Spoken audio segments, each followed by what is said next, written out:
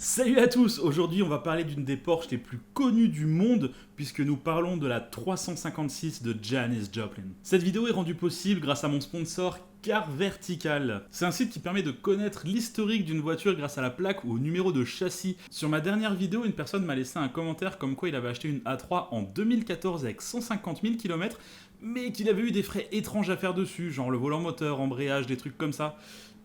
Malheureusement, le rapport Car Vertical prouve qu'elle avait en réalité 250 000 km en 2012. Coup dur pour cette personne qui se retrouve avec une voiture qui a sûrement aujourd'hui plus de 350 000 km, alors qu'elle en affiche à peine 200 au compteur. Faites un rapport avant d'acheter une voiture d'occasion, surtout qu'avec le lien qui est dans la description, vous avez une réduction, donc vraiment autant le faire, c'est une sécurité en plus.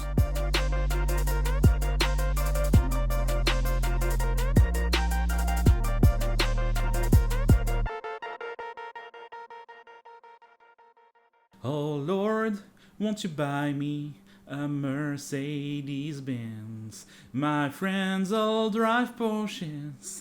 I must make amends. Worked hard all my life. No help from my friends. So Lord, won't you buy me a Mercedes-Benz? Bon, pour des raisons évidentes de droit d'auteur, j'ai pas pu vous diffuser la bande originale de cette chanson qui a été enregistrée le 1er octobre 1970. Mais je me sentais un peu obligé d'illustrer cette vidéo avec cette musique dans laquelle Janis réclame une Mercedes, pourtant elle finira en Porsche, comme toutes ses copines. Janis Joplin, c'est vraiment une icône de son époque. C'est LA chanteuse de la fin des années 60, ses fans sont nombreux, ses chansons ont énormément de succès. Elle commence à avoir pas mal de fric, et pourtant elle ne fera pas comme toutes les autres rockstars de son époque en achetant une grosse voiture neuve. Non, elle préfère acheter une petite Porsche cabriolet d'occasion. Nous sommes en septembre 68 et elle va payer 3500 $ pour une Porsche 356C de 1965. Pour comparaison, 3500 $, c'est environ le prix neuf d'un coupé américain à l'époque. Bon, faut bien comprendre qu'à ce moment-là, la 911 est déjà sortie depuis quelques années et que la 356 a un côté un peu vieillot. Et je pense que c'est ce que Janis recherchait en fait, ce côté un peu décalé. Bon, cela dit, elle était Dolphin Grey, une sorte de blanc cassé.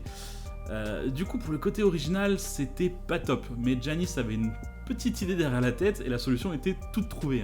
Un ami à elle du nom de David Richard avait peint la moto d'un pote à eux et le résultat était plutôt cool.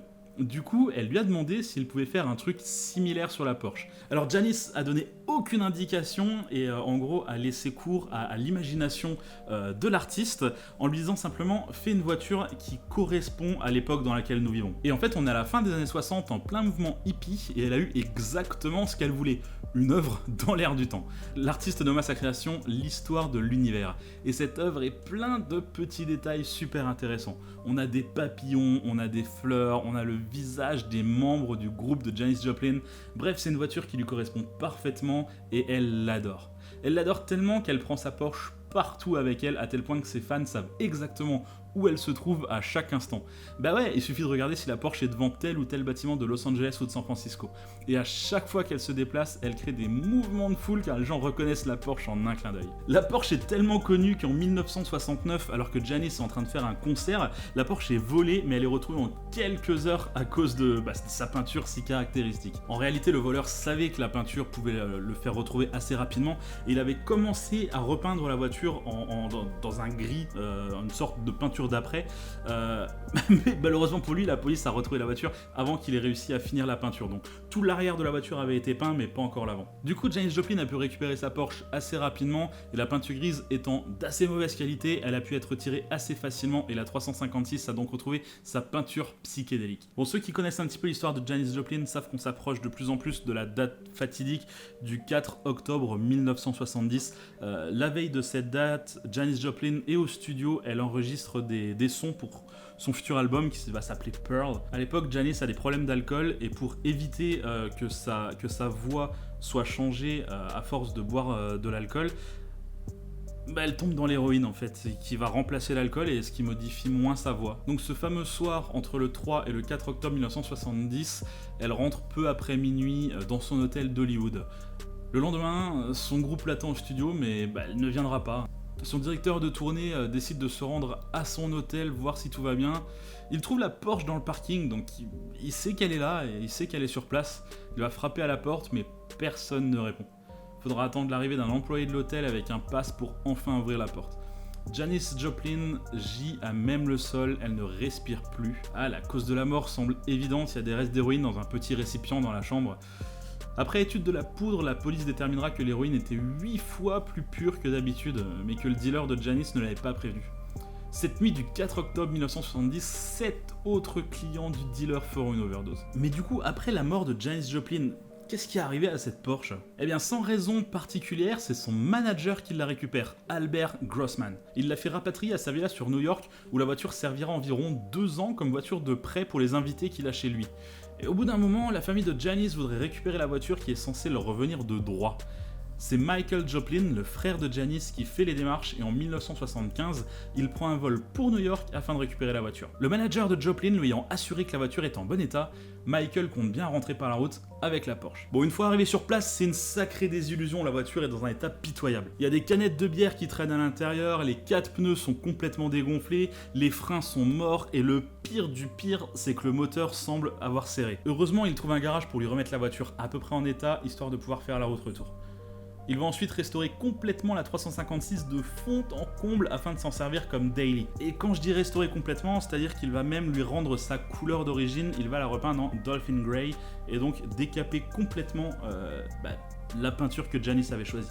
Bon, après, il faut bien comprendre qu'on est au milieu des années 70, Janis Joplin n'est pas encore le mythe comme on connaît aujourd'hui, et cette Porsche, c'est pas encore vraiment un souvenir de l'artiste, ou même un souvenir de leur sœur, c'est juste une Porsche à ce moment-là. Ce n'est qu'en 1990, lorsqu'ils ont senti que la popularité de Janis Joplin était en train de grimper, qu'ils ont compris qu'ils avaient quelque chose de plus à faire avec cette Porsche. Ils ont donc demandé à 2 artistes, Jana Mitchell et Amber Owen, de faire la réplique exacte de l'histoire de l'univers. Et là, je suis désolé, mais je suis obligé un petit peu de jeter un pavé dans la mare, parce que la réplique elle est ratée en fait. Enfin, je suis désolé, mais c'est pas très propre. Attendez, je vais vous montrer de quoi je veux parler. En fait, on peut faire des comparaisons toutes simples pour voir un petit peu la qualité de la peinture qui a été reproduite. Là, on voit bien à gauche donc Janis Joplin sur sa voiture comme elle était peinte à l'époque, et de l'autre côté, on voit comment elle a été repeinte en 1990. Alors, de loin, ça peut peut-être faire l'affaire, mais dès qu'on regarde un petit peu dans les détails, c'est quand même super triste. Regardez-moi ce papillon là.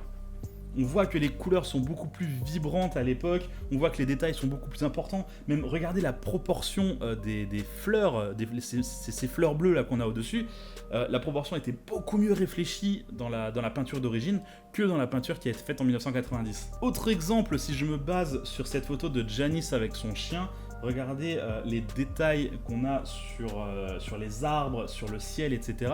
Je vais vous mettre l'un à côté de l'autre la peinture d'origine et la peinture comme elle est actuellement. Vous allez voir le manque de détails. Regardez-moi ça, regardez les plaines au fond. Sur la peinture d'origine, on a des arbres, on a des détails, on a plein de choses qui se passent. Sur la nouvelle peinture, il n'y a rien du tout, c'est d'une tristesse. Bon, j'arrête bientôt ces comparaisons, mais regardez cette dernière image, regardez celle-ci. On voit que l'aile a plein de détails, on sent que l'artiste a vraiment travaillé cette aile. Alors je sais pas exactement ce que ça représente, on dirait des sortes d'organes ou je ne sais pas trop, mais on sent qu'il y a une certaine attention du détail avec beaucoup de relief dans ce qui a été fait. Et si jamais je le compare à la nouvelle peinture, non mais regardez ça, c'est presque insultant en fait d'arriver à un résultat pareil, vous trouvez pas ? Là, on n'a plus rien, on n'a plus aucun détail. On dirait une copie faite par un gamin, quoi. Alors, je sais pas vous, mais moi, ça m'a choqué de voir à quel point la peinture avait été mal refaite. Et je trouve ça vraiment dommage, en fait, parce que au final, la voiture, elle a tellement été restaurée, elle a été repeinte, etc. Alors, oui, c'est la voiture d'origine, mais il en reste pratiquement rien, en fait. Il reste rien de l'œuvre. C'est la Porsche de Janis, mais la peinture qui est dessus, elle est tellement mal réalisée que on n'a pas du tout le même effet, quoi. Bon, elle sera tout de même exposée comme cela pendant une 20aine d'années au musée du Rock'n'Roll à Cleveland, et puis la famille la récupère en 2015 afin de la mettre en vente. Alors elle est estimée entre 400 et 600 000 $. Mais en à peine 5 minutes, le prix monte à 1 760 000 $. Le nom de l'acheteur n'a pas été divulgué, mais il a mis la voiture en exposition dans plusieurs musées des USA, donc il est facile d'imaginer qu'il s'agit de quelqu'un basé aux US. Bon, cette vidéo sur la 356 de Janis Joplin est maintenant terminée, j'espère qu'elle vous a plu. Moi j'ai trouvé que c'était une histoire super intéressante. C'est vraiment passionnant de découvrir ce que cette voiture est devenue, quelles ont été ses péripéties, puisque c'est quand même une des voitures, une des Porsche en tout cas, les plus connues au monde, même hors du cercle des fans automobiles, donc je trouvais ça super intéressant d'en raconter l'histoire. Comme d'habitude, je vous invite à regarder d'autres vidéos et à vous abonner si ce n'est pas déjà fait. Allez, salut!